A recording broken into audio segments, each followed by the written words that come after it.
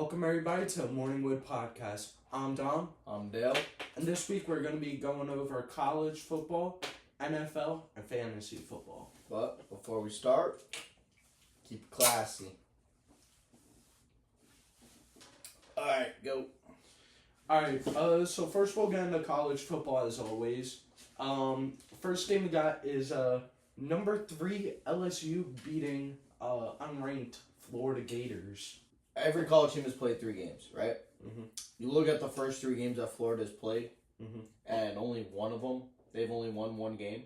Mm-hmm. And I mean, they put a beating on the first. They won the first game, Yeah, it was outrageously Long stupid. Island. But yeah, it goes back to what we were saying last week, mm-hmm. that you're expected to do that. Yeah, To certain colleges. absolutely. So I don't really consider that astronomically. I don't really think that you deserve to call that a good win. Yeah. You're expected to do that, Mm-hmm. but then you lose. Then week 2 you lose to USF, and then you have your 3rd game of the season up against LSU, which is technically somewhat of a rivalry. Mm-hmm. And you can't even get the job done. They Well, lose. I've said from day one that DJ Lagway is overrated. I said that from day one. Absolutely overrated. LSU, Brian Kelly and that offense here. LSU's just not gonna lose to an unranked Florida in this state. In this state of where they're at. But honestly, both teams showed promising moments in the game, but I mean, there's nothing else really to say. LSU, obliterated them I agree. and completely managed the game, and Florida was, trying to pick up the pieces the entire time and they couldn't. So that's really what I gotta say about it. I agree. I mean, LSU. I mean, even last season and the season before, they're good. Yeah. They usually have a pretty good team. And once again, Nussheimer, I think he might win Heisman. I just LSU always seems to have a good team. You know they but as a rivalry that was, I would have thought Florida would have gotten their crap together. Yeah. After losing to USF, and they didn't. I mean, it wasn't a boring game, Mm-hmm. but it wasn't a game that you would think would be more exciting. Yeah. But I mean, I think Florida's quarterback is just absolutely overrated. Yeah. Just not getting the job done at all. Yeah. Now we got number 6 Georgia beating number 15 Tennessee in a very close game going to overtime. Yep. Georgia winning by a field goal, 40. What was it? It was 40. I don't know. 3 to 41, I think. I mean, we were watching that game because of the rain delay. Rain delay, right? Or not rain delay, lightning delay. And I mean, that was a very exciting game to watch. It was really back and forth. But I mean, those two teams it's always in high scoring game. Yeah. I will say this: Gunnar Stockton played really, really well. Yeah. I just think Georgia came to play, and so did Tennessee. But at the end of the day, I just think Georgia, you're just not gonna beat them. You're just not gonna beat them. It was an exciting game. I mean, It wasn't. I don't think any. I think both coaches should be pretty happy. Yeah. I don't think it was a disappointment. I don't think it was a disappointing loss for Tennessee, considering that, it was back and forth. I mean, that's what it came down to. I mean, and both teams played pretty good defense too. Yeah. Next team got number 16 Texas A&M beating number 8 Notre Dame. This makes me happy. Oh yeah, of course. This makes me Notre happy. Dame is Because Notre Dame's season's done. Well, it's really not. No. You get smacked in the mouth by UM first game of the season, right? Yeah. third game of the season, you get smacked in the mouth by Texas A&M, right? Your season's done. Well, actually, it's not. They're the first 0-2 team since the I think it was like 1980 something, to still be ranked in the top 25. I get that, but in my opinion, So you're not beating Texas A&M. You're not fucking beating it. You're Alright, not going to beat but the teams. technically, if they win out, they still have a chance to make the playoffs. Yeah, but I don't mean they're out like because of that. I mean they're out because if you can't beat Texas A&M, you ain't beating good teams. Yeah. Like, you can't sit here and tell me that after losing to Miami, because I'm sorry, like, we're Canes fans, but I still think Georgia would walk all over Miami. I don't know about that. I truly think they do. I think our secondary defense is not good enough to cover Georgia's offense. You know what I'm saying? But I don't see Notre Dame going up against Tennessee or Georgia and even remotely close putting up over 20 points. Yeah. Is what I'm saying. Like, you can't beat Texas A&M. Texas A&M is a pretty good team, but yeah, you're not beating. If you can't beat them, you're not beating playoff contending teams. Also, I just don't think Notre Dame's defense is as good as it has been the past couple years. No. That, and also... well, you can't say that because they went to the championship last year. No, I know. That's what I'm saying. It's not as good as it's been. Their defense yeah, oh yeah, okay. Their defense this year isn't as good as it's been the past couple years. They got years. weak. Yeah. And also, they're relying on one guy the entire time, Julian Love. Yeah, I mean, their running back situation, it's But impressive. One running back is top 5 in college football, and the other one is top 25 in college football. It's definitely impressive. Of the dynamic. Yeah, like it seems to be that whole offense is being ran. Not being ran. So the whole offense is surviving off the run game. Yeah. Which... Well, also, they catch the ball, too. Both of them are both receiving backs. But to me, that's not going to win you No, it's games. not, but it definitely helps them. Well, obviously, no, it's not because USF. Yeah. Well, I'm sorry, not USF. Texas A&M. Yeah, Texas A&M, sorry. And then we have number 5, Miami, beating number 18, USF. Miami really put an ass whooping down on it, but yeah, again though, I don't for me, I'm expecting that. So, but I'm not gonna. Well, I told you what we had to do, and we did it. Yeah, no, we did, but right again, off the gate, hit them. I have nothing against USF. They actually had some really good plays. They had some, but that was in the second half when I had already put second string guys. You know what though? They still beat the Gators. Yeah. So I'm not knocking USF. Right. If anything, hey, I hope you win every game for the rest of the season. All right, but let's talk about you did your job for me, and you lost to Miami, but it's all right though. Let's talk about your player of the game, Joshua Moore, West Broward. 2 touchdowns. 2 touchdowns. Actually, 2 touchdowns. I think they were both in the first quarter. Yeah, it was 2 touchdowns. Both because they took them. They took all their starters out. I think in the second quarter, halfway through the second quarter. I think we didn't even. I think there was only 1 or 2 starters still playing, and one of them was Carson Beck, and I think the other one was... All of our O-linemen were starters. All of the O-linemen. No, I'm talking about wide receivers and running backs. No, Fletcher played the entire game. It was the receivers. That's what I'm saying. Ray Joseph went in. I think, what was his name? The only one that stayed in the game... C.J. Daniels. Yeah, he was the only one that really stayed in the game. Yeah. As a starter besides Fletcher. But, I mean, his first touchdown, I mean, I know, he's a freshman, whatever, but, I mean, that first touchdown was a pretty impressive catch. Our receivers are going to be so good for the next couple years. We have him, Malachi Tony, and we have he played the whole game too. And JoJo Trader.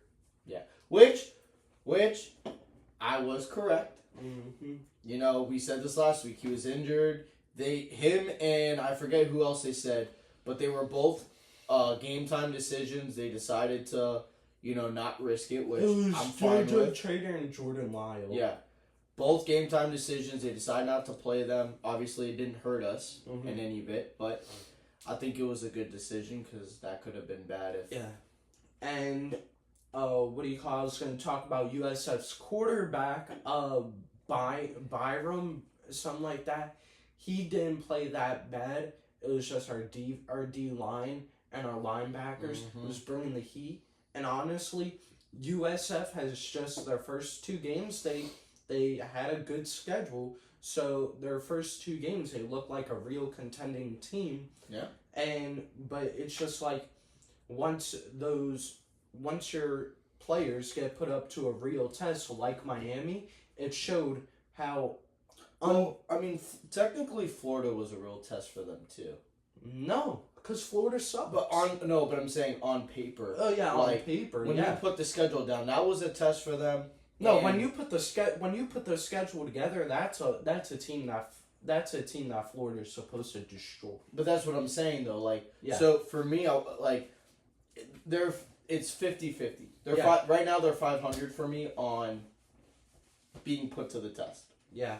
Well, like I was saying though, once USF's team actually played against some real talent and got tested, then it shows how good of a team USF actually is. Yeah. And it's not a bad team, but it's not a team that's gonna be in the playoffs. That's for sure. No. And it's a team that's probably barely gonna be ranked anymore.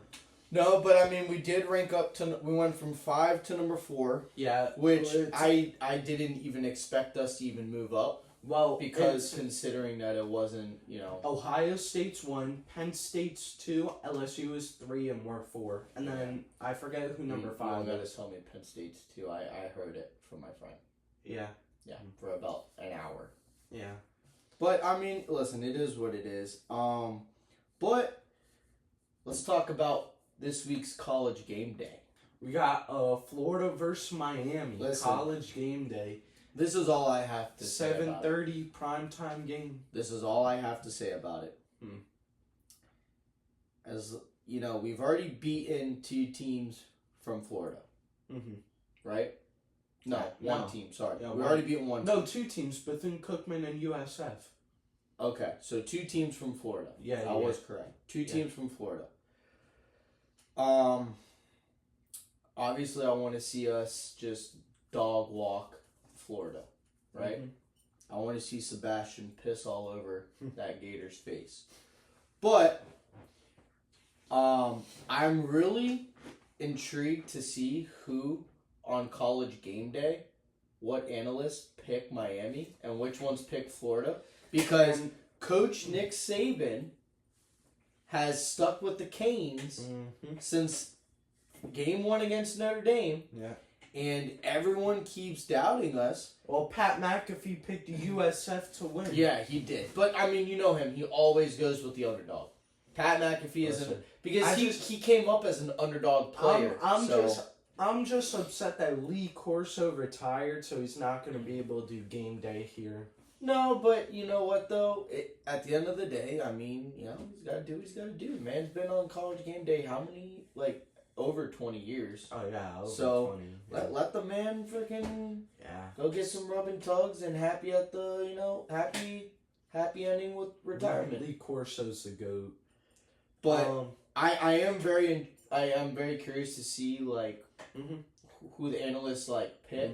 Because, like I said, Nick Saban's gone with Miami since game 1 against Notre Dame, and everyone keeps doubting him, and... Yeah. He knows his teams. Kirk Herbstreit, he keeps picking us, Saban. This will be the first college game day that I'm going to actually watch, and it's the only one that know of or think of that has Miami in it. Oh, that's not true. No, that I'm saying that I've watched. Oh, that you've watched. I don't normally watch it because yeah. Well, I watch it every Saturday morning. So, anyways, you want to hop into NFL? Yeah. All right. So week 2 predictions. No. Yeah, week 2. Our week 2 predictions. I lost this week. But we flip-flopped. I lost by 2. So Dominic is now up 22-20. Yeah. But, it wasn't... I don't know. There was a lot of disappointment. There was a lot of surprises, and... Yeah. Let's start off with Thursday Night Football. Commanders losing to the Packers. Yeah, that was... God. Listen... I had picked the Commanders on that one. Yeah, me too. I don't know what they have to do. I know we got Laramie Tunsil. But he's practically retired already. He's so old. But I just think they need to get some O-linemen to block for Jaden Daniels because he was getting killed that entire game. And, not to mention, Micah Parsons is now on the Packers. So, he didn't really help his case at all. And, Jaden Daniels is a little banged up. But, they still played a pretty decent game. Also, our DBs, well, I say our, but the Commanders' DBs, They were doing nothing. The only ones that were actually doing pretty good was Mikey Sayer-Still and I forget the other guy's name. But Marshawn Lattimore couldn't cover a JV wide receiver. He was getting cooked by practice squad guys. Number 83. He was running jet sweeps, catching the balls. So, listen, the Packers played a really good game. I still don't think the Packers found their wide receiver one. I just think the way that the Packers are with their team dynamic is they're just going to have a bunch of decently good receivers that are all going to help out around the team where Jordan Love could just, he knows he has one of those 4 guys out there. Christian Watson, Romeo Doubs, Jaden Reed, the guy I was just talking about with the jet sweeps, with the guard on, and Matthew Golden. That's 5.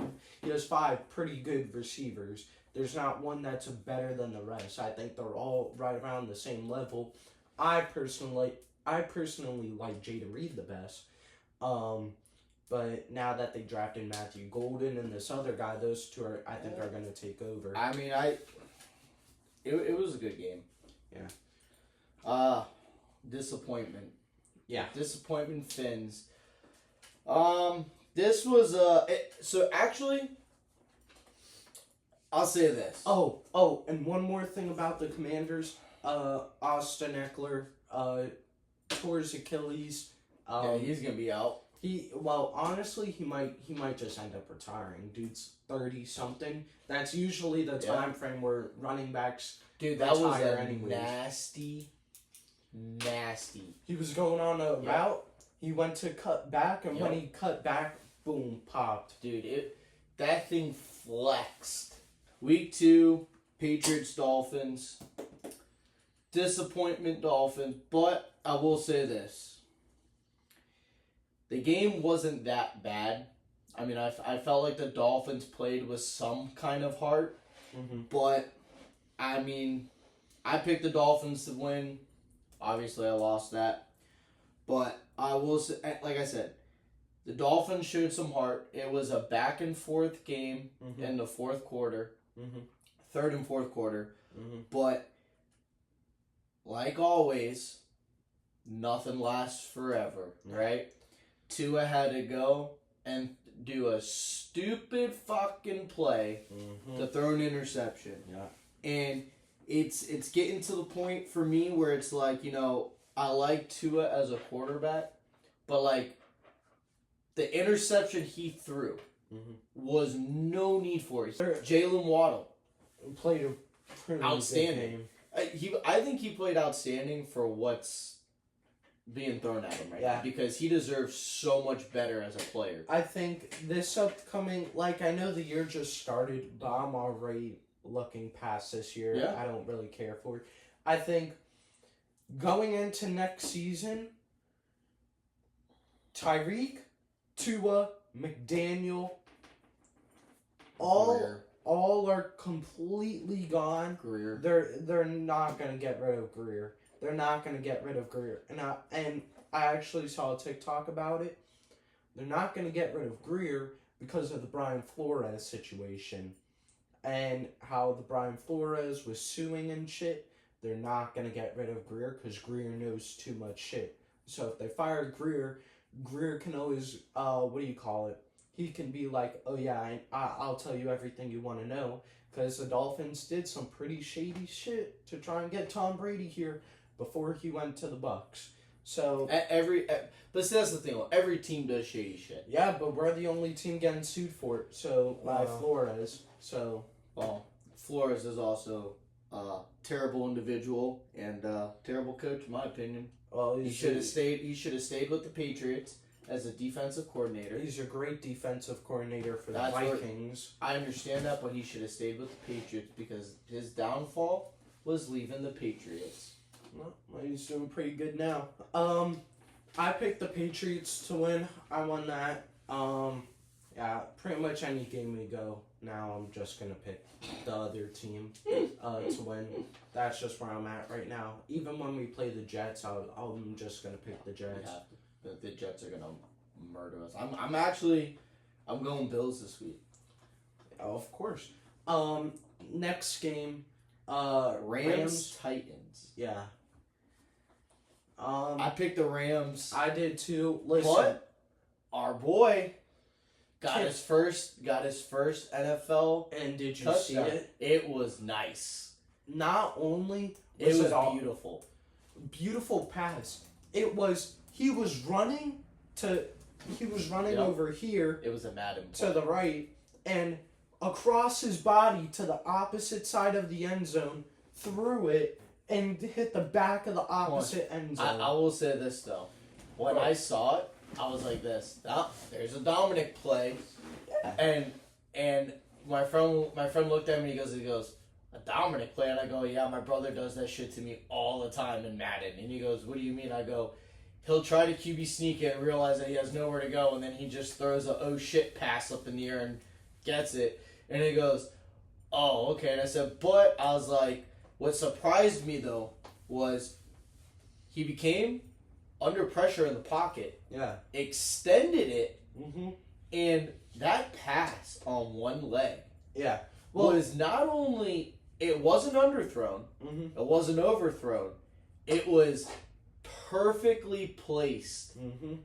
And you could possibly say it was in double coverage. There was two guys there. Yeah. There was two guys there, but one was a little bit further off from the other. I mean I know he's on the Titans, and Titans are. They have no O-line. I know they're They terrible. have no receivers. The only good receivers, Calvin Ridley and Tyler Lockett. And Tyler Lockett's a fossil. And Calvin Ridley's past his prime. I'll say this. Couldn't catch a cold. I know Tennessee is terrible, but considering he's a rookie quarterback, it's his second game of the year, and that's the first touchdown throw you make of your entire NFL career. I think that's a beauty. I already said this. Dolphins, I know it's never going to happen. Give the Titans whatever they want. Give the Titans Ward? Yeah. Give the Titans whatever they want for Cam Ward. I don't know. I know. That kid is a franchise changer. Yeah, but the second Tennessee ained gonna give that up. No, of course not. It's like a fantasy thing. Just give him Tyreek. Bro, give him Tyreek. Give him Tua. Give him Minka Fitzpatrick. Bro, Zach Wilson. The whole O-line. Bro, send them everyone. Imagine him and Waddle, bro. And Achane, dude, that team's unstoppable. unstoppable. Well, what they say? You want Restrepo with him too? Might as well. What do you say? Like Barrios and Restrepo. Where is Barrios this year? Barrios is on Houston, but he's injured. Come back. It's like what that guy? Oh, it's like Kobe Bryant in the away team's hotel. Unstoppable. Yeah. All right. So Rams won. The Rams played a really good game. Stafford is really showing that age doesn't matter one bit.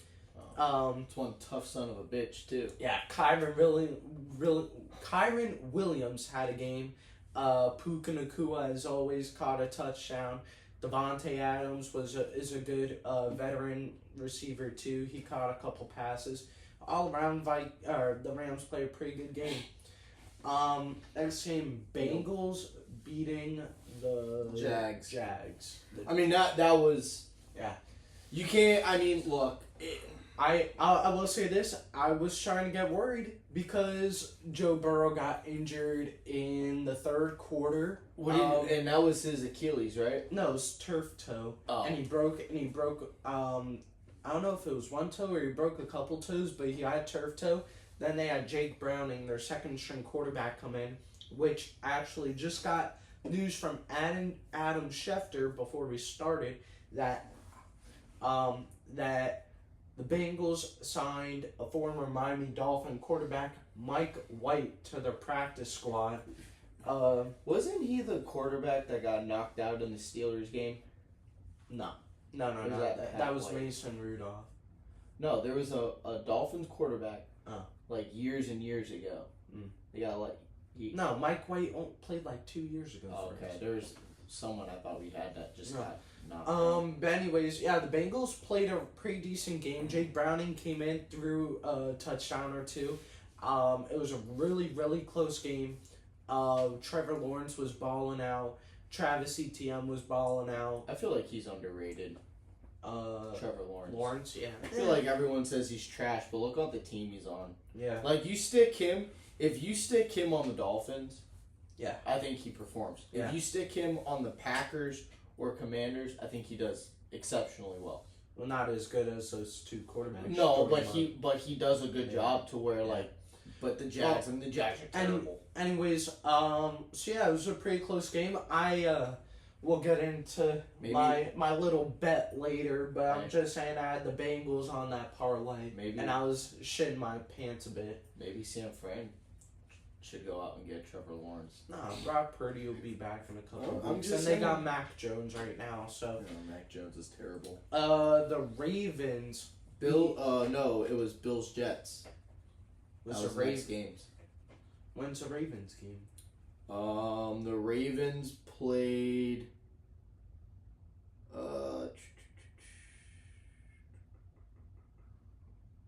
You didn't write it down, did you? No. Huh? No. Wait, hold on. Did it? No. Well, I didn't even pick then. Oh. All right. So next game we had was Ravens beating the Browns. I just thank goodness I picked Derrick Henry on the under for yards and rushing attempts for that game. Because what did he have? He only had like 8 rushing attempts and let me see.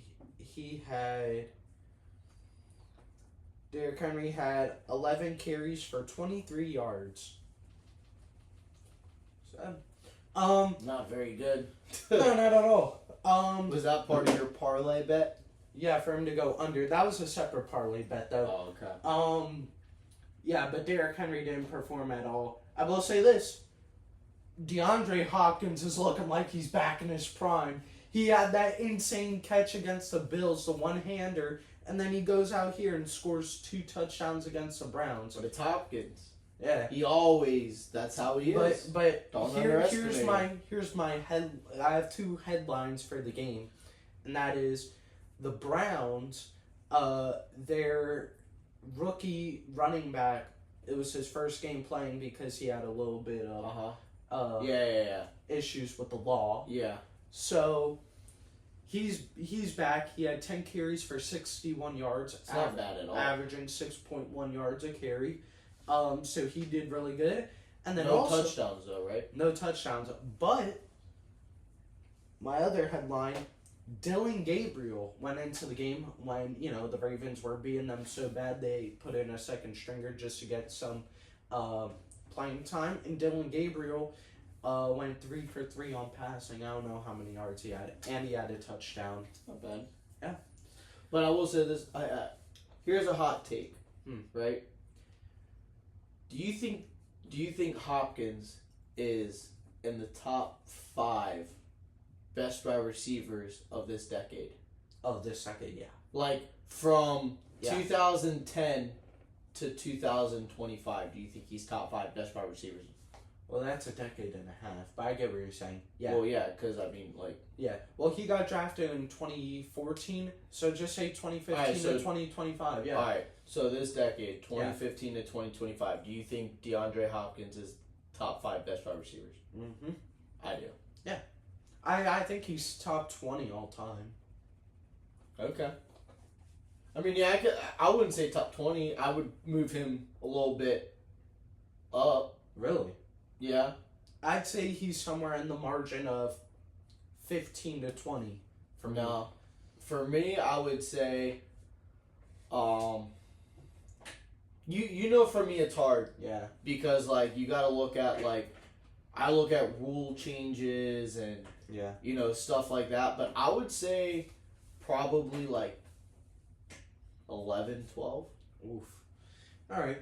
Well, anyways, so yeah, the Ravens played a really good game. I said that, with my parlays and stuff, I didn't think Derrick Henry was going to do good at all, especially going against Myles Garrett.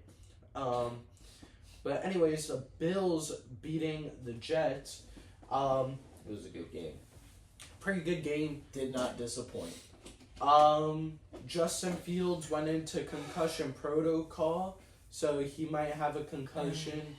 It wasn't that bad of a hit. It was, he got sacked, and his head bounced off the ground when he fell backwards. So it's sort of like a Tua situation, just not as severe. Concussion protocol, I don't even know what that is. Yeah. So, we know. Where was that when I played sports? Yeah. Anyways, Josh Allen, pretty basic stuff here. Josh Allen did good. James Cook. He saved my ass in fantasy. Yeah. And James Cook. He had a pretty decent good game. Yeah. I mean, the Jets didn't play bad either. I mean, didn't play bad at all. Breece Hall played a pretty good game. This division's gonna be interesting. A nail biter. Mm-hmm. Who do you think's a better team, the Jets or the Patriots? Mm-hmm. I think the Jets have a better team, and have a better chance of making it to the playoffs than the Patriots do. Nah, I think I would give it to the Patriots. I don't know. We'll find out.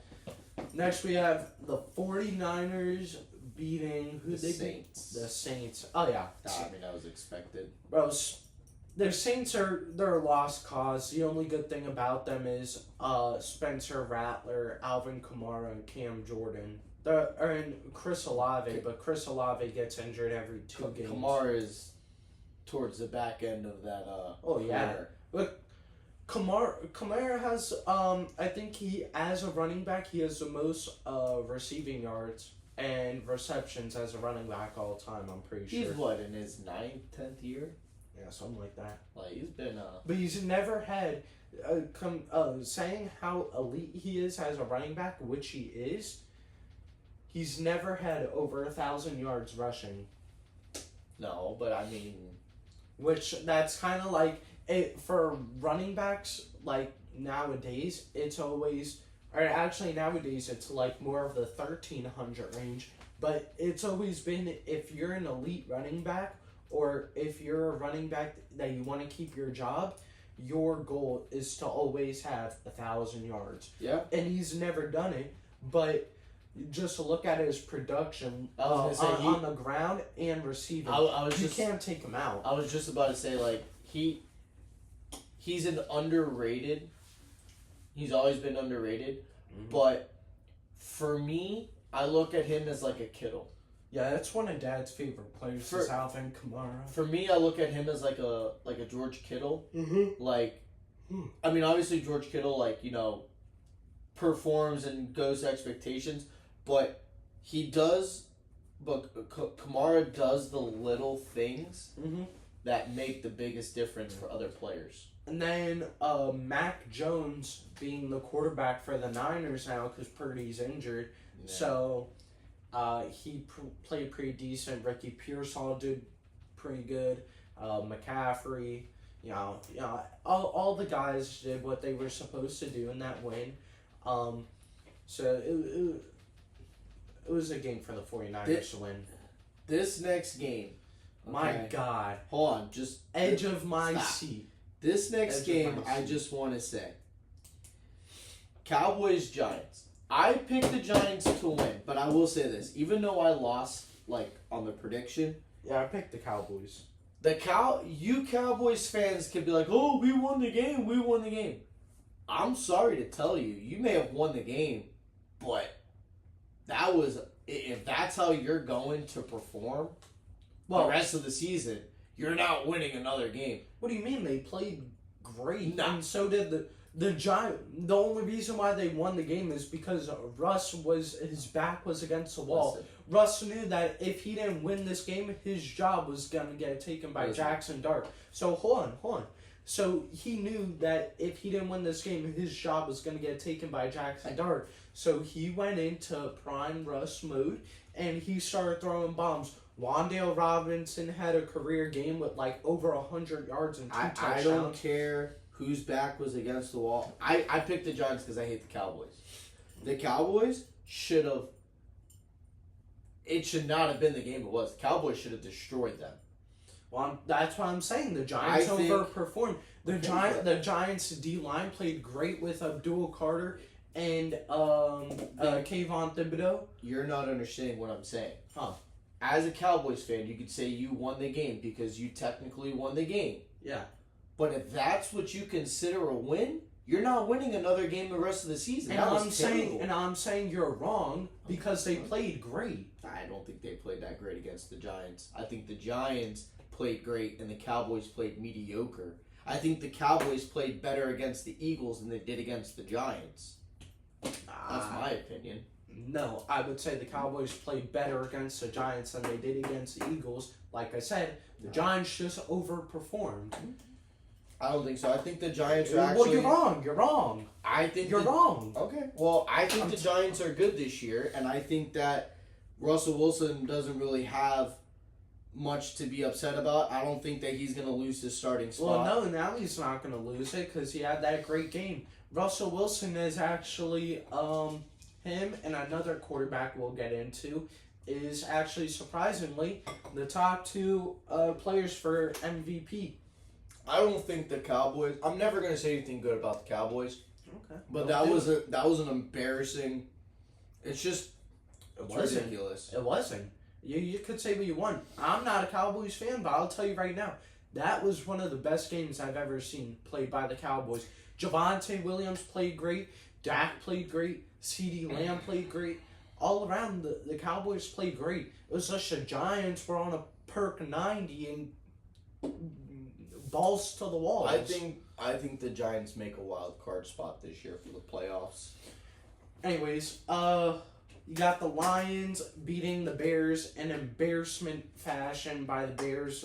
And I thought that game was gonna go to overtime. Yeah. No. Yeah. No. That was a late night, right? No, this was like a 4:00 game. What was I gonna say? Caleb Williams couldn't get the ball rolling at all. Yeah, he's struggling a lot there right now. Yeah, and what do you call it? Dan Campbell outcoached Ben Johnson. What? It's Dan Campbell though. Yeah. I mean, come on, he's a great coach. Like, yeah. Well, I mean, look what he did last year with the Lions. Well, people are saying the only reason why I did good was because of Ben Johnson and Aaron Glenn, which I can see because considering how well those two guys are coaching now. Aaron Glenn with the Jets and Ben But Johnson with the Bears. It's a team. It's a staff effort. Yeah, of course. But I'm just saying, bro, if the Dolphins had Ben Johnson, Super Bowl. I mean, look, if we should still have Dan Campbell as a coach. Nah, Dan Campbell wasn't ready to be a head coach. No, but He sucked. But anyways, you learn. It's a learning curve. Lions played really good. This was definitely a bounce back game from having that horrendous loss to the Packers last week. Yeah, that was bad. But Jahmyr Gibbs is still off. He is not playing like last year. You think he's hurt? No, I don't know what's going on. I think maybe just the pressure of being the starting running back over there, I think is weighing too much on him. He did not play good at all. They put in David Montgomery once again. I don't know what's going on with Gibbs. Jamison Williams had a game. Mon Ra had a game. You know, it was a good game for the Lions. Aiden Hutchinson had a couple tackles. A nice TFL to DeAndre Swift. Who, you know, like I said, Lions just played all around really good. Terrion Armstrong, he played really good. Yeah, so next game got is Steelers losing to the Seahawks. Yeah, no, I had the Steelers. That really screwed I had the me in Steelers fantasy. too. Listen, Steelers played a pretty good game. It was just that the Seahawks defense was playing outstanding. Tariq Woolen. No, the Steelers defense definitely dropped the ball in this game. Yeah. I mean, look at fantasy. That's what killed me in fantasy. Yeah. Well, Sam Darnold was lining up Cooper Kupp and JSN. Our Miami boy Elijah Arroyo, he played really good. He had 2 catches for 31 yards.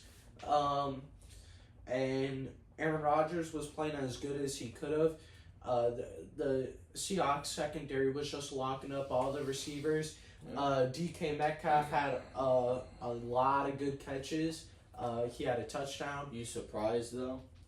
With what, the Seahawks winning? No, with DK Metcalf having a good game. No, I knew he was going to have a good game because it was his old team. He was going against his old team. So it's like kind of like a get-back game. Too bad he didn't get the get-back, but he still got a touchdown, had a bunch of nasty catches over the head. But yeah, once again, it was a really good game. Oh, Kenneth Walker from last week doing practically nothing. And Zach Charbonnet taking the lead role. This week, complete opposite. Kenneth Walker, K9, walking in there like he's the best running back in the league and absolutely tear up the Steelers defense. I know. He was running the ball like it was nobody's business, looking like prime CJ2K. Like, oh my god.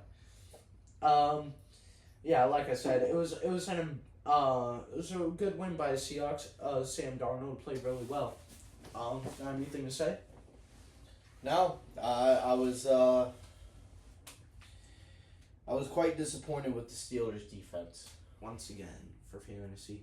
Why don't you take over for the next game? Colts and Broncos.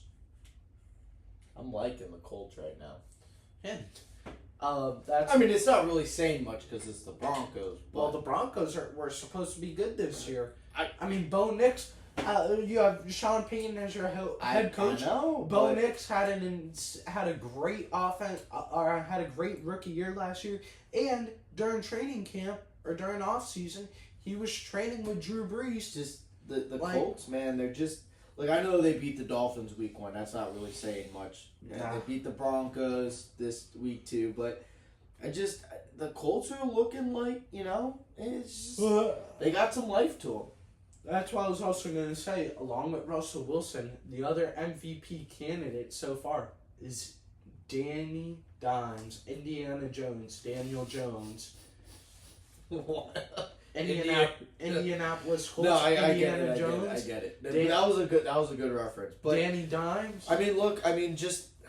Who would have thought? Just like how we said last week with USF being one of the most talked about teams in college football, who would have thought that in the MVP candidate race, it would be the top two quarterbacks would be Russell Wilson and Daniel Jones. Not me. To me, it's too early to talk about that for me. But if you look at how both of them are playing, I get what you're saying. I get what you're saying. If they keep playing the way they are, yes. But for me, it's too early because it's week 2. But I do understand and agree with what you're saying. Yeah.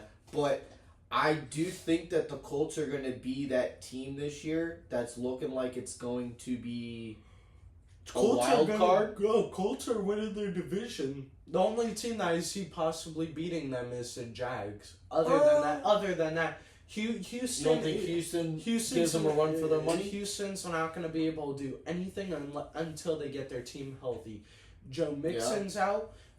Tank Dell is out, and another receiver's out. No, I definitely they can't. And their defense has been sucking. You are correct with that, but like I said though, I think the Colts they struggled a lot in the last 3 years. Yeah. And I think that now they finally, they were in a rebuild. Mm-hmm. It's looking like they got the right players in the right spots, and I'm kind of excited to see where the Colts go this year. Yeah, me too. Jonathan Taylor played really good. I will say this, Bo Nix, he's doing pretty bad. I don't know what happened between last season and this season. It happens. I don't know where it went. It's that sophomore slump is killing him. That's what it is. It's the sophomore slump. It happens though. Nix. It happens. I'm just glad it's not him, Jaden Daniels. And that's all I'm saying. But the Colts defense actually played really good. Yeah, the Colts defense is good. But that's where they struggled though was on the defensive side of the ball.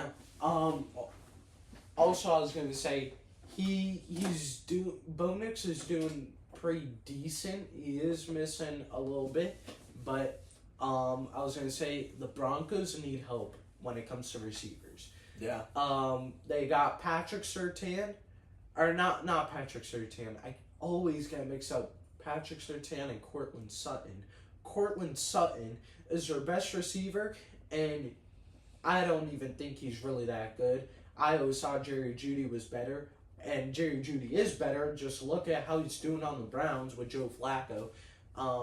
But anyways, besides the point, they have nobody at receiver. Their next best receiver is Troy Franklin, who would be a practice squad player or a receiver 4 or 5 on any other team.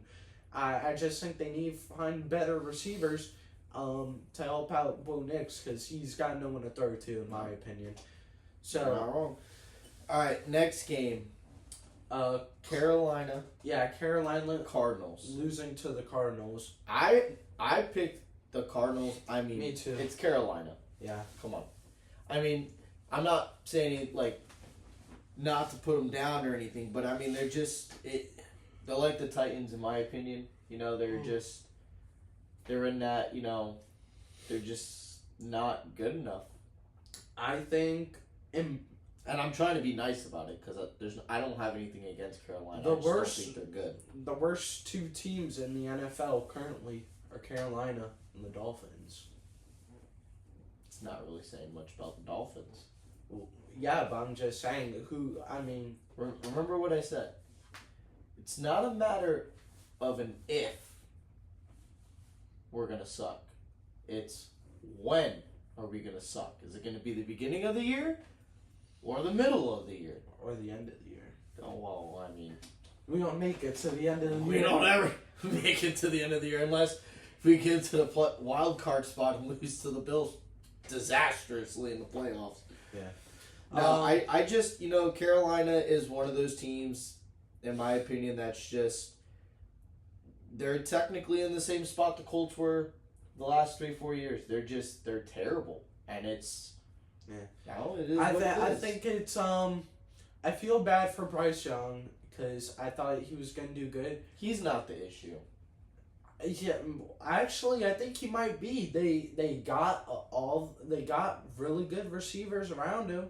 What's the O-line look like? They fixed the O-line problem. I will say this. On his blind side, There is some problems on the guard with the tackle, but I mean that's like I'm not gonna say it's minor issues. It's obviously major issues, but he should be playing a lot better considering how much they fixed on that team. I just think the Bryce Young project, I think it's over. I think if he's gonna succeed, he's gonna have to do it in a new system. I think he's just got to do it in a different system, and yeah, I think his time in Carolina is over. Look at it. It's time to bring in Andy Dalton, and that's saying something. I look at it. No, not really, because I mean, well, yeah, but remember, Geno Smith. He was terrible in New York. Yeah. And then he went to the Seahawks, where it was a different system. Yeah. Lights out amazing. Yeah. Oh, for sure. And he win player comeback? Yeah, comeback player. Yeah, comeback player. Like, maybe you're right. Maybe he needs to go to a new team with a different system that's gonna. And let's not just talk about Carolina sucking. Let's go to the Cardinals and how good they did. Kyler Murray is looking not really good, but he's looking pretty good. James Conner's good as always. Marvin Harrison is the guy. Marvin Harrison Jr. is the I was about to say guy. Marvin Harrison has been out of the league for a while. Trey McBride is doing really good. I think the Cardinals got a really good team around them this year, especially on the offensive side of the ball. I think there definitely is a lot of things that they need to fix on their defense. I just think the Cardinals are such a random team. Like, whoever talks about the Cardinals, I've never seen one Cardinals fan in my entire life. Like, they're just such a random team. But yeah, like I said, their offense is in on all cylinders. Trey Benson is a really good running back too for them, especially since James Conner's getting a little older. Yeah. But they do need to fix that defense. It's literally just Buda Baker, and he has no help whatsoever. Yeah. I think they're gonna have. I'm sure they're gonna have a top 15 pick in the draft. They're gonna be a bottom 15 team.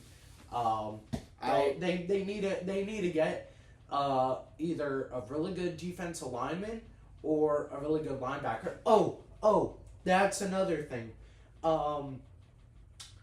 History was made in that game. It was the biggest player the biggest player tackling the smallest player in NFL history that it happened. It was Calais Campbell sacking Bryce Young. Oh, in the Cardinals Carolina game. I forget what it was. It was the biggest player to ever sack the smallest player, something like that. But they made history. So this next game, yeah, Eagles versus Chiefs, Super Bowl repeat. Me and Dad were watching this game. We're I'll laughing our asses off. I'll just say this. Laughing our asses off. I'll just say this. I was very, very happy. Yeah. But I think there was the best comeback trash talking at the end of the game. Oh, yeah. You didn't even rush for 100 yards. Yeah, Chris Shut Jones. the fuck up. We won the game. He said, you didn't even rush for 100 yards. He said, shut your ass up. We won the game. Jalen Hurts and Chris Jones. Yeah. And then Chris Jones, right after he snapped the ball, Chris Jones got up. He knew the game was over. He tried to walk towards him, and the O-line stood in his way, and Hurts was like, yeah, get past my guys and come talk to me. Listen, I'll say this. I loved it. He's got so much swagger behind him. He's got this attitude. I think Jalen Hurts he's a dog. I'll just say this. Not just that. Yeah. I think this is the downfall of the Chiefs. Yeah. Because you gotta think so. You got Kermit the Frog Mahomes over here going. He has what, 3 Super Bowl rings? He doesn't have 4 yet, right? It's only 3, right? No, he's got 4. He's got 4 rings? I'm pretty sure. Good. Let's search that up. But you got Kermit the Frog Mahomes over here literally getting helped to the Super Bowl 2 years in a row, right? By the refs. All he does is whine and cry. 3. He has 3. Okay. So he cries all the time, right? He gets help. They throw penalties just to throw a penalty for him, and it's ridiculous. And it got to the point where it's like watching a Chiefs game is not even enjoyable, right? But I think that Jalen Hurts and the Eagles is going to be a new dynasty. I think that 1000%. team. I think that the Eagles are absolutely just. They're going to be the new dynasty like the Patriots were. I think that Kansas City had their run, but Kelsey's not doing anything. I mean, you got him bitching and complaining like it's a Taylor Swift CD. Well, also Kelsey got a little banged up in the game as well, so you can't really blame it on him. I'm not blaming it on him. I'm not saying that he's the problem. What I'm saying is that this is their downfall. Yeah. I think that the players there had a very they had a false imagination because it's the Chiefs. Everybody wants to go to the Chiefs because they're competing in Super Bowls. Yeah. But you're not really competing in a Super Bowl when you're getting helped to win games by the refs and shit, right? Yeah. And then on top of it, like, you know, you can't expect to just go to Kelsey every time. The Eagles double covered him. They really did an amazing job containing that, not just in the Super Bowl last year, but in this game too. And I think that the Eagles, I don't think anyone. I look at the Eagles right now and the way they're playing, and who they have, not just first string, but who they have as second string players as well. I think that this is a dynasty in the making, and I think that they could possibly go back-to-back Super Bowls. Yeah, I think it's very possible that they go back-to-back. Another thing I wanted to touch on real quick before we go to the next game. I lost out on $35 on a 5-bet parlay because the Chiefs kicker, Harrison Butker, in honor of Charlie Kirk passing away, he missed a field goal far right. You get it? You get the joke? Yeah. So that's a really fucked up joke. No, it's not a joke. That's what he did. I know that's what he did. I'm just saying, like. Well, I'm just saying that's what he did, and it fucked my parlay up because I had one. I had him to kick 2 field goals, and he missed the first one, and he made the second one. I just needed him to make one more, and I would have won $30. He didn't do it. But he's a big fan of Kirk. He's a big fan of Kirk and Trump. So yeah. I'll just say this: I think that this downfall of the Chiefs, and I'm happy about it. All right, next game. Write a CD about that, Taylor Swift. Vikings lost to the Falcons. Atlanta Falcons. That was a surprise for me. Yeah, I had Minnesota winning that game. Did you watch the game? No. Okay, so let me break it down for you. In the first quarter, it was really slow. I think the game at the end of the first quarter, I think it was 3-3. And then in the second quarter, it started to get a little more competitive on the Falcons side of the ball. The second quarter, they were lighting it up. Michael Penix played a really good game. And I think the ending score of that quarter was like 16-6. But I don't know what happened. They came back from halftime and, J.J. McCarthy and the Vikings just decided to take a shit. And they ended up losing like 30-something to 6. J.J. McCarthy threw 3 interceptions. Justin Jefferson had a pretty decent game, had like 60, 80 yards. He did as good as he could have done. I just think the Falcons' defense played really well, and J.J. McCarthy played really dog shit. And, yeah, the Falcons' offense and defense was just in on all cylinders, and there was nothing that the Vikings could do on either side of the ball. The Vikings' defense was struggling tremendously, and they really need to fill that position that Cameron Bynum left, because Bynum's now on the Colts. Yeah. And he has 2 interceptions on the season, one against us and one against the Broncos. And that was a big loss. Yeah, for them. That's what I'm saying. They need to find a way to fill that hole. But very good pickup by the Colts. Yeah, very absolutely. good awareness. Oh, and this is also what I wanted to talk about. I don't know if you saw, it's kind of what a lot of people are raving about this week and last week in the NFL.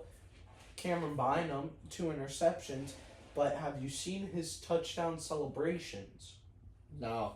Okay, so the first one he did against us, he kind of did like some sort of breakdance thing where he did like the shoulder roll on the ground. Like a Shaq type thing?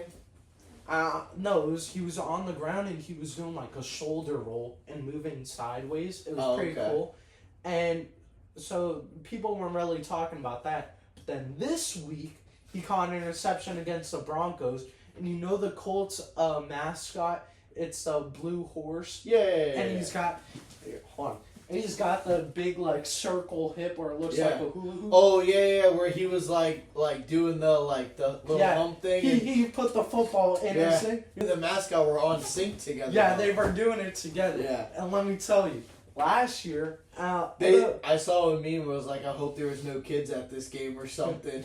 Bro, well, everyone's talking about his celebrations this year. They weren't there was a lot of people talking about last year, but last year was the best when he was on the Vikings. Him and shout out, I always do it, Florida boy Josh Metellus. He's one of the best defensive players in the league. He's on the Vikings. Him and Josh Metellus would always do these cool touchdown celebrations and get everyone involved on it. And like the nights before the game or the days before the game, they'd always do a celebration practice. Rehearsal. Yeah, celebration rehearsal. They did a High School Musical dance. Oh, they did a Camp Rock dance. They did the White Chicks dance when they were in the club. You saw that? I remember that one. Yeah. Yeah. Where they did the backflip and shit. Yeah. Yeah. They did that. Like, those guys are so funny, and I was so upset when Bynum left. I will say this. I am happy a little bit that they did bring, but they are allowing, the touchdown. Yeah, but I think it's the players' faults now. They don't do enough touchdown celebrations like they did in years before. I hate this player. I hate this person. I hate this player. You know that I think like how I feel about him. But he's another Florida boy. The best person that had the best touchdown celebrations of all time, in my opinion, Ocho Cinco. Oh, I thought you were gonna say Brandon Marshall. No. Ocho Cinco had some of the best touch. I think there was. He's probably the most fined person in the NFL ever on touchdown celebrations. But he would score a touchdown, and then one game he wrapped the football in a diaper and signed it. Yeah. Well, he'd keep a Sharpie he kept a Sharpie in his sock. Like, I wish they'd bring back shit like that. Yeah, but now it's got to be the whole. I mean, there's some funny. Yeah. There's some good ones and funny ones. I remember back when I played when I was skinny and I played running back and fullback, Uncle Chris used to tell me, hey, put a Sharpie in your sock so when you score a touchdown, you sign the ball and hand it to the ref. Yeah. No, I think I forget who's the player. I think this is the most classiest one. I think it's Hopkins, but who's the player that always gives his mom's like blind or something?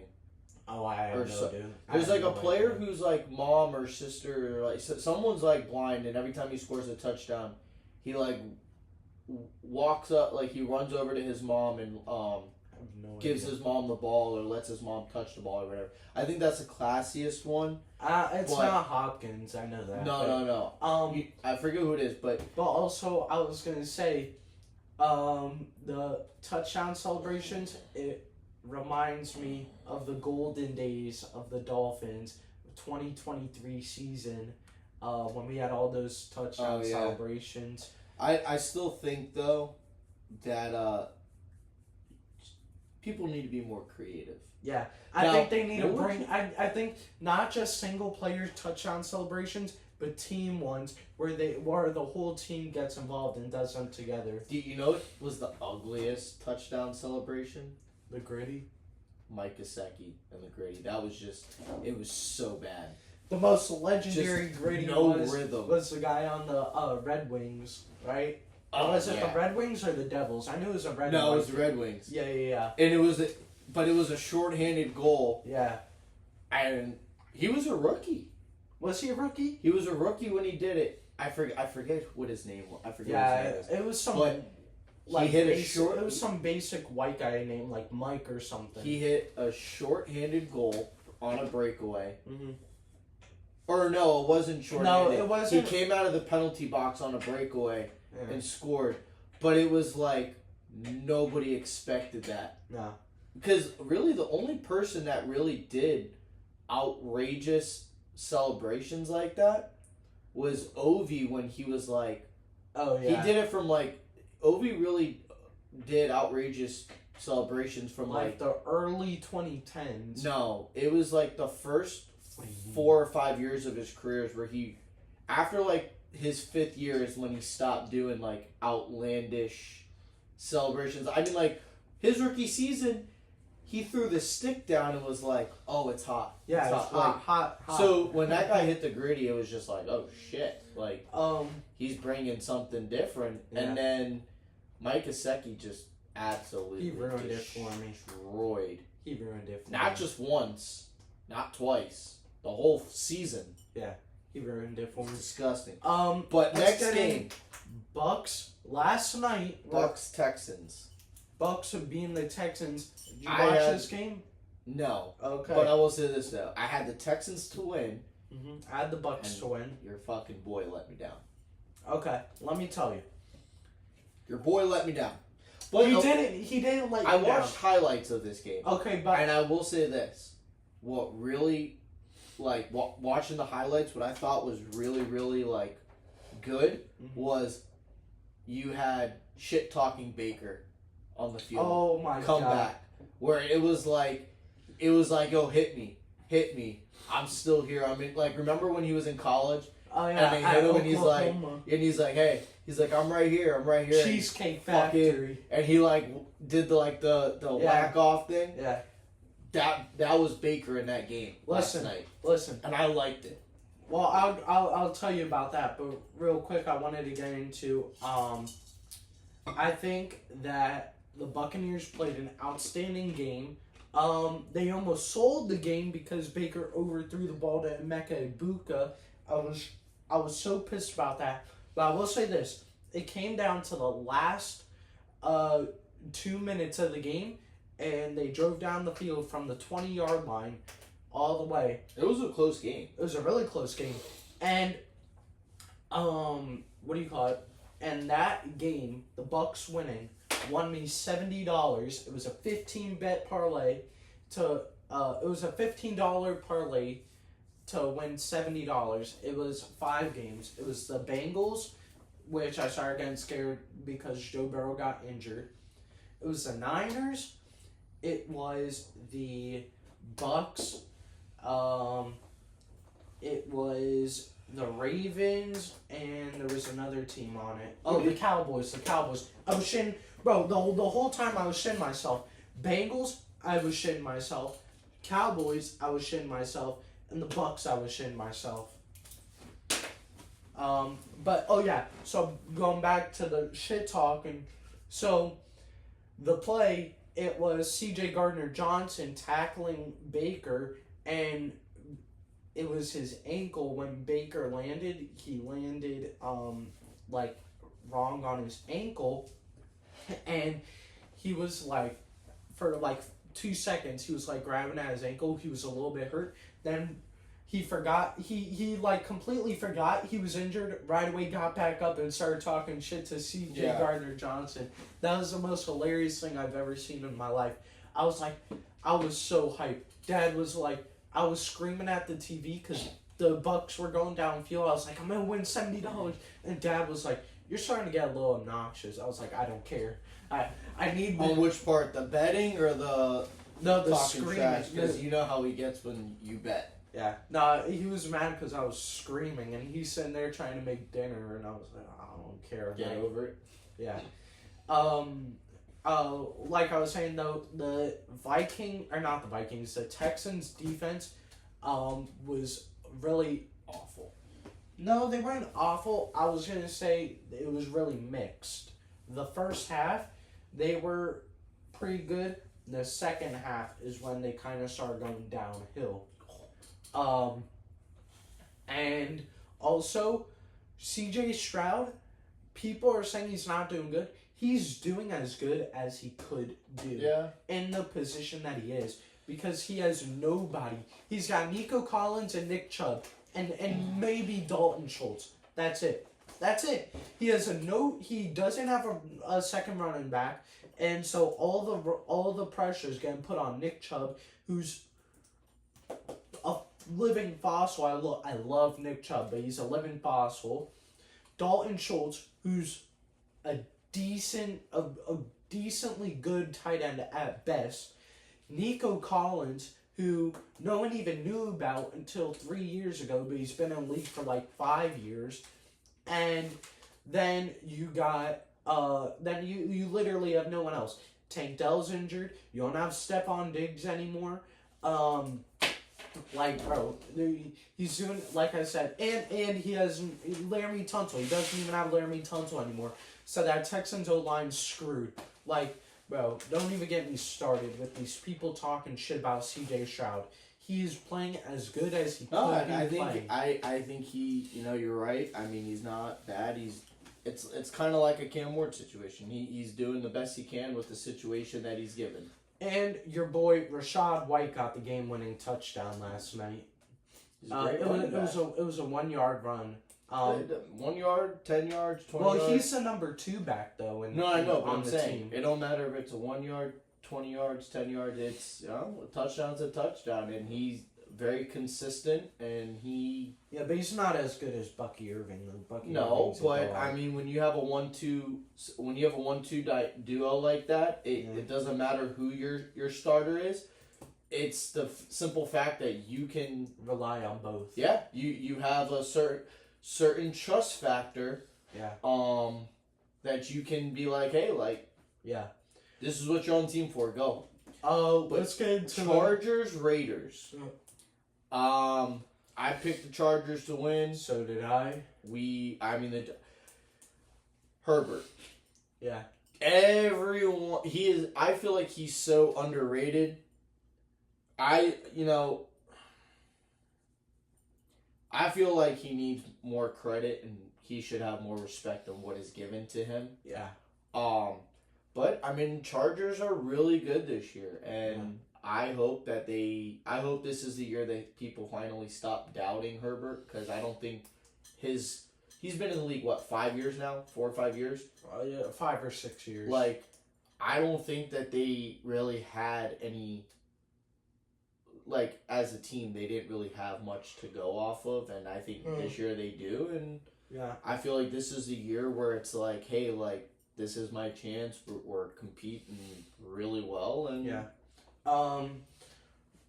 well, it didn't really help at all that the Geno Smith threw 3 interceptions.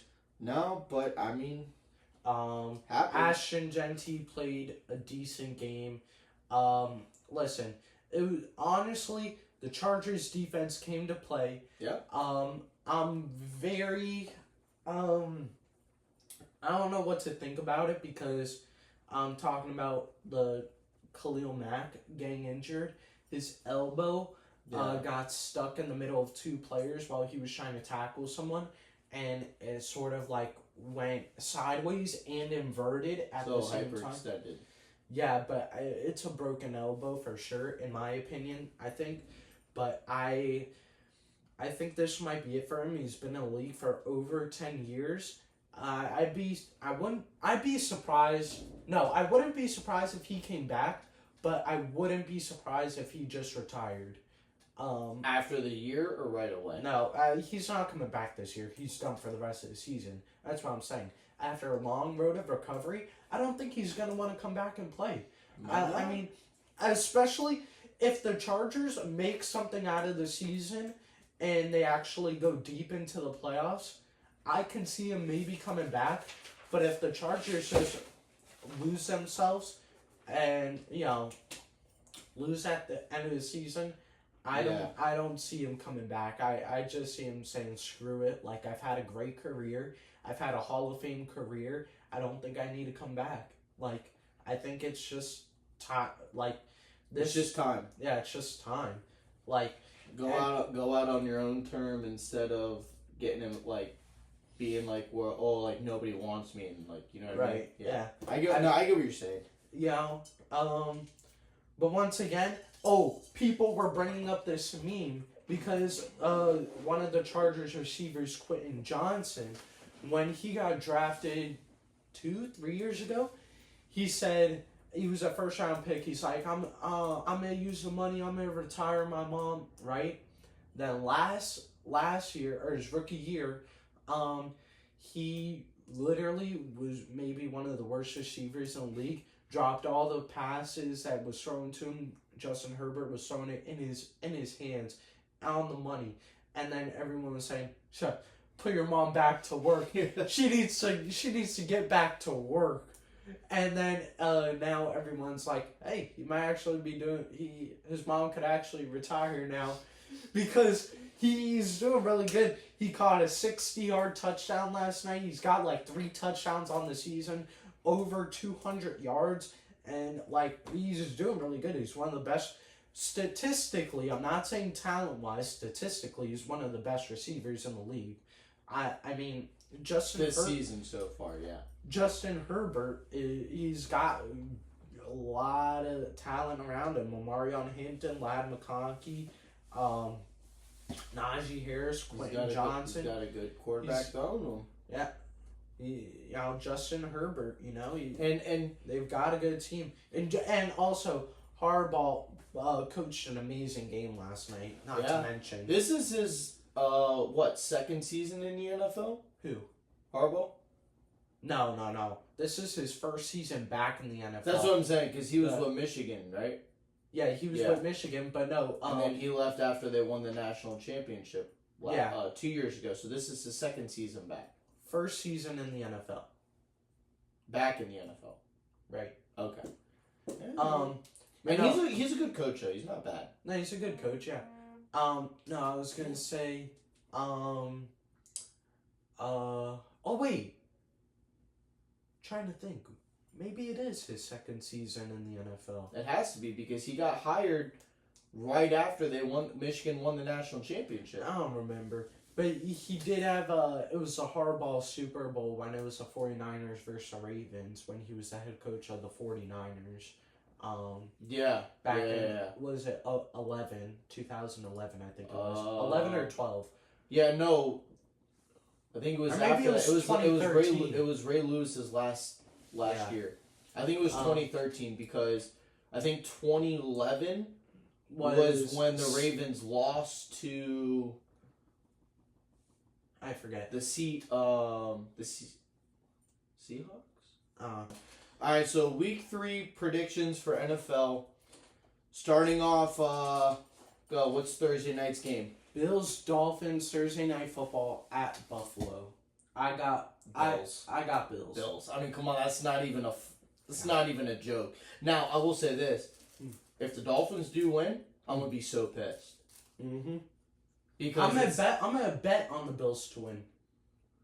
You and the fucking betting. I'm gonna bet on. You gotta stop with the betting. You got a gambling addiction, is what you got. You don't gotta tell me. Listen, you first talk about me having a drinking problem. You got a gambling problem. I would say you have a drinking problem. First game of the weekend. Oh, excuse me. First game of the weekend. Bengals versus Vikings. Battle of the LSU receivers. Jamar Chase versus Justin Jefferson. I got the Vikings. No, this is a really close game actually for me. No, I'm going to go Vikings because the Bengals don't got Joe Burrows. Yes, but Jake Browning is a very serviceable quarterback. Yes, but I just think Minnesota is a little bit more better on defense. Wow. I'm looking at the thing here. It's only by, they have the Vikings favored at a minus 2.5. That's really close. Yeah, I'm going Vikings on this. I just think the Vikings have a better defense, truthfully. Yeah. No. Oh, yeah. Vikings have better defense. Yeah. And I think this game is not going to be high scoring. I think it's going to be a very defensive game. A very low scoring game. I'm gonna take. God, this is a really close game for me. I'm gonna take 3. The Bengals. All right. I'm gonna take the Bengals. What's the second game?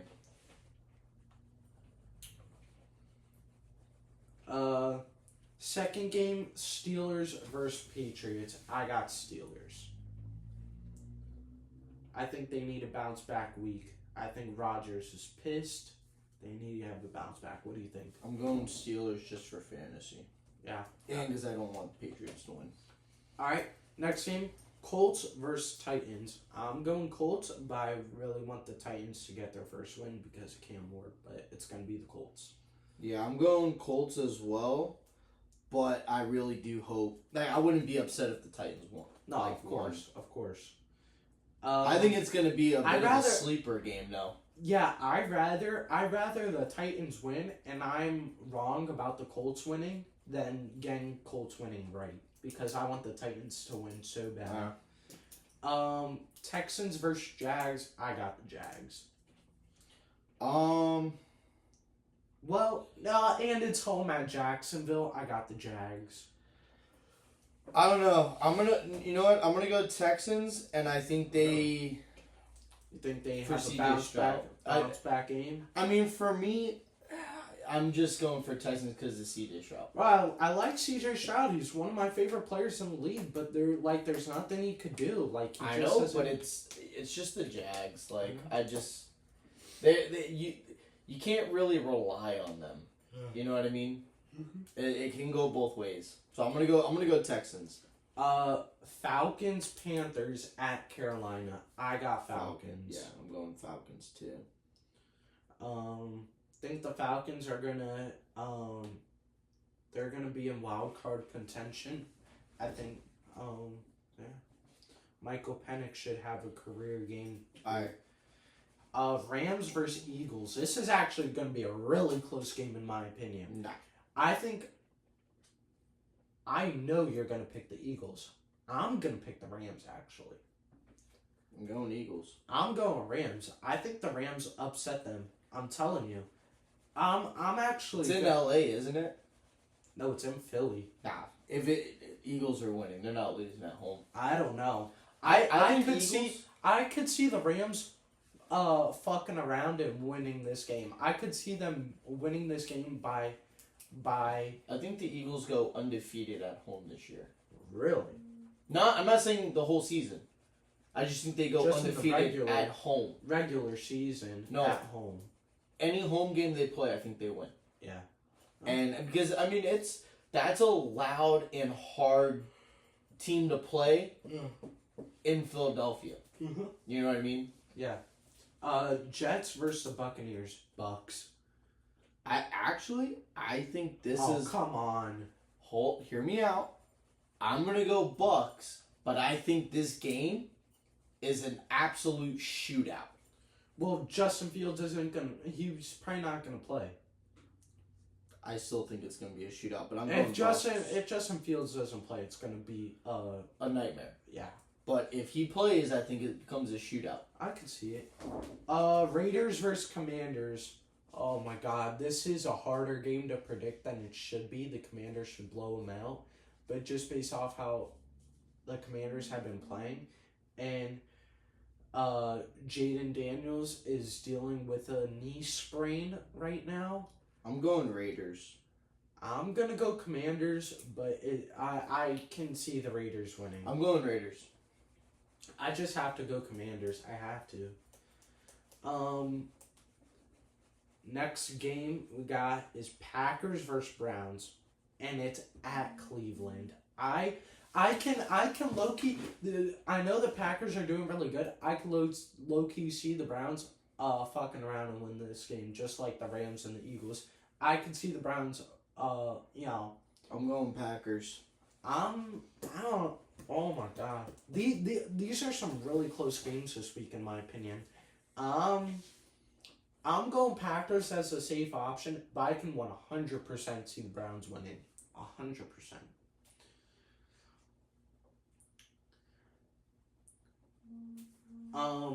Is there something you could do about that? No. No? Alright. Next game we got is Browns at the Chargers. What is it? Not the Browns, the Broncos at Chargers. I'm going Chargers. I'm going Chargers as well. The Broncos need to figure their shit out, and it's not the week they need to do it. They need to do it against a bad team like the Panthers. This isn't the week. Funny. This isn't the week they need to figure their shit out. Saints versus Seahawks. I got Seahawks. What do you got? Yeah, I'm gonna go Seahawks. The Seahawks. Why do you sound upset about it? Because I just feel like that's gonna be a boring game. Oh yeah, it's gonna be very boring. 49ers versus the Cardinals. But it's in San Francisco. I don't know. You said versus Cardinals? Yeah, Cardinals at the 49ers. I could see the Cardinals winning, but I think the Niners might hand them their first loss here. I'm going 49ers. I'm going to go Cardinals, but I could see the Niners winning. Absolutely. All right, next game. Cowboys at Bears. I got Cowboys. Bears. Yeah? All right. I did no. I refuse. All right. Refuse. The battle of the 0-2 teams. Two teams that shouldn't be 0-2, but they are. Giants versus the Chiefs. Based off of how the Giants played against the Cowboys, if they play that way against the Chiefs, the Giants should absolutely win. I got Giants. I'm going Giants just so Taylor Swift could add more songs to her CD. I want Cam Scatterbo to ruin that defense. Look at me. I want every Chiefs offensive and that's player his Sunday. nailed. That's Sunday Night Football, by the way. Yeah, that's what, the late game? Yeah, Sunday Night Football. In Monday Night Football, 1-1 teams, Lions versus the Ravens. That's going to be a really good game. Yeah, I don't think it's going to be as close as it's going to be, though. I got the Ravens winning. I was about to say, I have the Ravens on. Yeah, there's something wrong with the Lions this year, and I think it has everything to do with the fact that Ben Johnson and I forget the guy's name, Aaron Glenn. I think it has something to do with both the offensive coordinator and the defensive coordinator aren't there, so Dan Campbell's left to run the team by himself. And I don't think he's able to do it by himself. I don't think that the Lions' defense is going to be able to contain Andrews or Lamar or Henry. Yeah. I think, your boy Flowers. Yeah, I was about to say. Or DeAndre Hopkins. I was going to say, like, the Lions' defense is, they're good, You know what I mean? But I think the Ravens have too much weapons. Yeah. And I think that the Ravens honestly blow them out. I don't know about blow up. I think the Ravens, whatever the score is, the Ravens are going to win by 2 touchdowns. Really? That's what I think. All right. And that's it? Well, is that it for the games? Yeah, that's it for the games. Let's get into Fantasy Week 2 recap. Pull up your thing. And I just it was a nightmare. Start off. You won this week. Yep, I won 119.1 to 109.76. Yeah, and that's a BS because I scored more points than you, and you won, and I lost. So I just think that's kind of BS. But anyways, listen, it's all right. I lost. Undefeated. I lost 154 to 144. You really should lose because I scored more points than you. But anyways, it's not how fantasy works. My kicker's out. Kittle's out. Purdy's out. Hold on. I didn't even play them. Yeah, that's what I'm saying. So why are you complaining? You didn't play them. No, but here's what really fucked me. You ready for this? Sure. The Steelers' defense. Guess how much points my defense put up? 4 points. Yeah. Not even 4 point something. 4 points exactly. Yeah. But Allen, I mean, he had 12.1, not his best. McCaffrey had... That's terrible for a quarterback. I understand that, but I mean... McCaffrey had 22.7. James Cook, 26.5. He had the most points for me. And then Justin Jefferson 11.1. DK Metcalf had 11 points. Even Ferguson had 16.8. Zay Flowers had 14.9. Steelers defense just. So you would say your player of the week is James Cook? Yeah, but surprisingly though, I would not say that. I mean, points wise, he was the player of the week, but I would truthfully say that maybe. And I hate to say it because he's on the Cowboys, but Jake Ferguson. No, Pickens. I didn't play Pickens, but he had 17.8. He had 5 receptions for 68 yards and a touchdown. Seems like you should have played him then. Yeah, but I ended up putting Justin Jefferson in. Yeah. Who's your number 2? Oh, DK Metcalf. Yeah. Bro, your team is similar to mine. It's just so many good players. Like, yeah, we have so many good players. It's hard for me. It's not receivers. It's running backs. I have so many good running backs that put up great numbers every single week. Where it's just like I don't know who to play because all my players put up so many good numbers. But if you look at my 2 running backs, like McCaffrey and Cook. Yeah. Who's your? Do you have a? They had the highest point. They both made the most points for me. Who's your other running back? Njoku. He's a tight end. I'm sorry, not Njoku. Kenneth Walker, Caleb Johnson. No. I'm pretty sure you have Caleb Johnson. Yeah, he is my other running back, but I have one other one too. Who is it? Couldn't know. It says running back next to the player name. No, look. So you don't have another running back then? No, I only got 3. Ah, yeah, I need to fix that. I mean, I'm good. And this week, your boy didn't do, your friend didn't do bad at all. But, he started Derrick Henry and he played pretty good in the game last night. Henry, but he only had 2.3 points. Who? Henry. I told you because he. No, I know, but I'm saying, but he had. Derrick Henry screwed me in my other fantasy league by only. His other running back was Jalen Warren. Yeah. On the Steelers, who had 17.4. Yeah. And then he actually Devontae Adams is what really kept him close. That was he had 22.6 points. Yeah. But where he really fucked up was, I mean, he started Josh Herbert, who had 19.16 points. Justin Herbert. But he should have played Mahomes because Mahomes had 22.4 points. Well, you can't predict how much points. No, I get that. But he technically, and I mean, if we're being honest, he should have won. He should have because he sat Mahomes who had 22.4 points. If he would have played him and played Tyler Warren, who had 11.9, he'd have beaten me right there.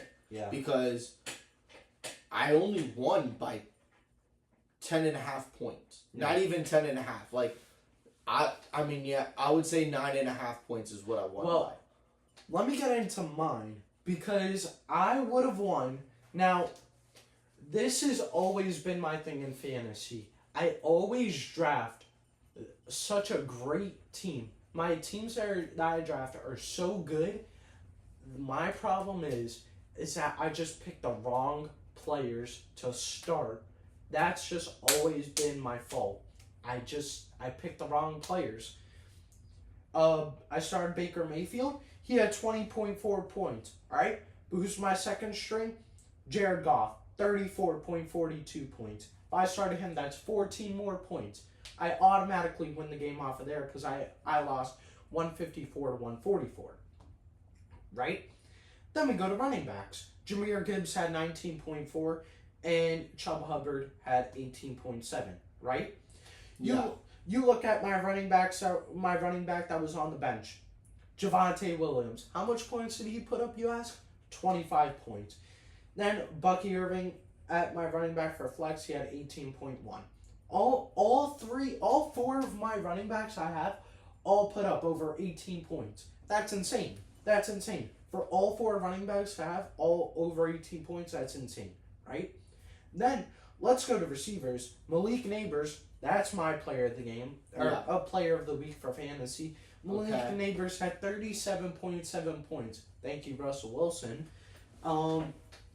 9 catches, 167 yards, 2 touchdowns, right? Then let's look at my other receiver, Deebo Samuel. He had 17.4 points, right? Mm-hmm. I should have started Rome Odunze, who's the other receiver that I have. Guess how many points he had? 31.8 points. Okay. If I played him, that's how many points over him? That's like 14 points more than Deebo Samuel had. Now going forward, Javonte Williams and Rome Odunze are both going to be starting players for me. Okay. That's just always been my problem. And also, I mean, I was put in a very bad situation with tight end this week with Evan Ingram and Brock Bowers because Brock Bowers was a game time decision. No one knew if he was going to play, and he was a Monday Night Football game, and Evan Ingram was playing at 1 or 4 o'clock. No, he was playing at 4 o'clock. All right, hold on. I have one really quick question. Yeah. Okay. So you see this, right? Yeah.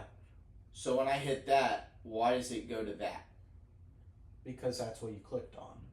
Okay, so get me to out of that, please. Why? Because, like, I wanted to, when you're done with that, I wanted to get into the next thing with this real quick that I wanted to bring up about players. Okay.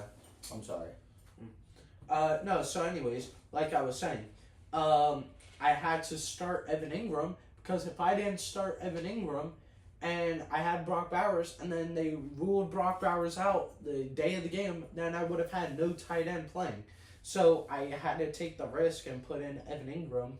And guess what? Brock Bowers ended up playing and had 8.8 points. And guess how many points Evan Ingram had? 2.2. So that really really screwed me. I was not impressed with fantasy this week. Well, you won, like, so yeah, but it's just this entire thing was bullshit this week. I really should have won. You know how like going into the week and stuff, like they predict what each player is going to have. Yeah. Josh Allen was predicted to have 22.16 points. He only had 12.1. You know what I mean? Yeah. Like, usually he puts up numbers. You know what I mean? Mm-hmm. But it was just, I was not impressed. But this is the week that counts. This right here is bragging rights. Yeah. Me versus you. Your ass is going down, son. If you think so. Listen. All I have to say is this. I promise you I'm winning. You're not. Well, let's put a bet on it. You want to put a bet on it?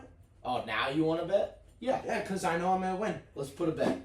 What's the bet? $10 bet. No, we're not doing money. Let's do something else. Oh, then I'm not doing it. But, dude, let's do something else. No, I'm not doing Fine. it.